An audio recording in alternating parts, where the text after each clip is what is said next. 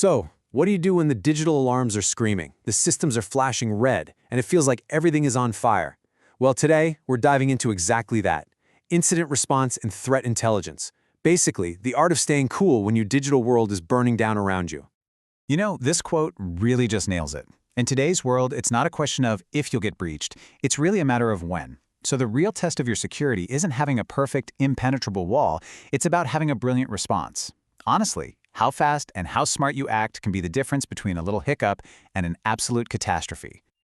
And that's where incident response, or IR, comes in. It's your playbook for chaos. Think of it like a highly trained team of digital firefighters. It's a formal, structured process for managing a security crisis, from the very first alert all the way through to getting everything back online. The goal is simple but absolutely critical. Find the threat, stop the damage, kick the bad guys out, and get back to business. All right, so that's the theory. But what does this actually look like when the pressure is on? Let's walk through a simulated breach, step by step, to see incident response in action where it really counts. Okay, picture this. It's 2 in the morning. Of course it is. You're on the security team, and suddenly the whole system just lights up with critical alerts. This is not a drill. The clock is officially ticking, and every single decision you make from here on out is going to matter. Your job has just begun. Luckily, you're not just winging it. You have a plan. This is the standard 6-phase incident response playbook, and it's your map through the chaos.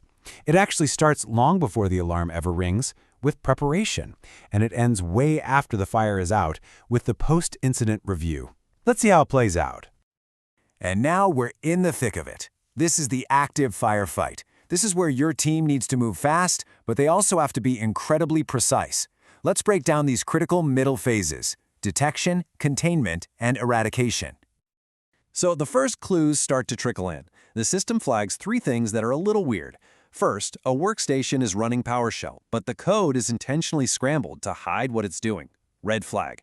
Second, there's a suspicious connection to a server in Eastern Europe. Another red flag. And third, you see the user just opened an attachment named invoice_q4.docx. On their own, any one of these might be nothing, but together, they're starting to paint a very clear, very scary picture. This is the breadcrumb trail. So the analyst starts digging.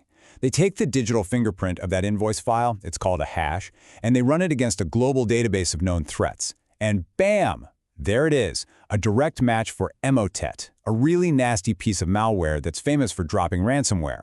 The fire is real. It's time to escalate now. The absolute first priority is containment. You have to stop the spread. So immediately the team yanks the infected computer off the network, they disable the user's account so it can't be used to move around, and they block that malicious IP address right at the firewall. This is exactly like slamming the fire doors in a burning building. You're trying to keep the flames from reaching any other floors. Okay, with the threat contained, it's time for eradication. And this isn't just about deleting one file. You've got to find the root cause, that malicious email in this case, and you have to get rid of every single trace of it. So the team will probably wipe the machine clean to make sure there are no hidden backdoors. They'll patch whatever vulnerability was exploited, and they'll make absolutely sure the attacker has no way back in. The fire is out, which is great, but the job is not over, not even close. Now comes the really methodical part, recovery and review. This is where you learn from what just happened to get a whole lot smarter for next time. Now that whole scenario we just walked through, it was entirely reactive. It was all about answering the question, what just happened?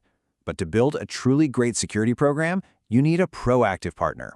And that's threat intelligence, which tries to answer a different question: what might happen? Threat intelligence is all about looking over the horizon. It's the whole practice of gathering and analyzing data about new hacking tools, active attacker groups, and emerging threats so you can make smarter decisions before you get hit. Seriously, just think of it as your own personal cyber weather forecast. And to really understand why all this is so critical, let's look at a massive real-world example. Back in 2017, the global shipping giant Maersk was completely brought to its knees by the NotPetya attack. It was a lesson that cost them hundreds and hundreds of millions of dollars. Just look at that number, over $300 million. That was the estimated price tag for Maersk. This wasn't just some tech problem. This was a business-ending event that crippled their entire global operation for more than a week. Their recovery was nothing short of heroic. Within hours, 45,000 of their computers were completely wiped, gone. They had to rebuild their entire global IT infrastructure from scratch. And you want to know how they did it? It all came down to a single, unbelievable stroke of luck. One of their domain controllers, in an office in Ghana, just happened to be offline because of a power outage.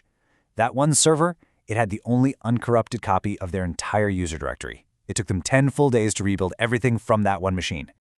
So, what do we take away from all this? Well, first, incident response is all about bringing structure to chaos. Second, as that Marsk story shows, preparation and practice are everything. You absolutely need a plan before the fire starts. Third, always contain the threat first. Stop the bleeding before you try to do surgery. Fourth, use threat intelligence to get ahead of attackers, not just react to them. And finally, and this is maybe the most important one, every single breach is a teacher, but only if you're willing to listen. Which really just leaves us with one final thought. A breach is probably inevitable, but it's also an incredibly powerful teacher. It will show you all of your weaknesses. It will tell you exactly where you need to get better.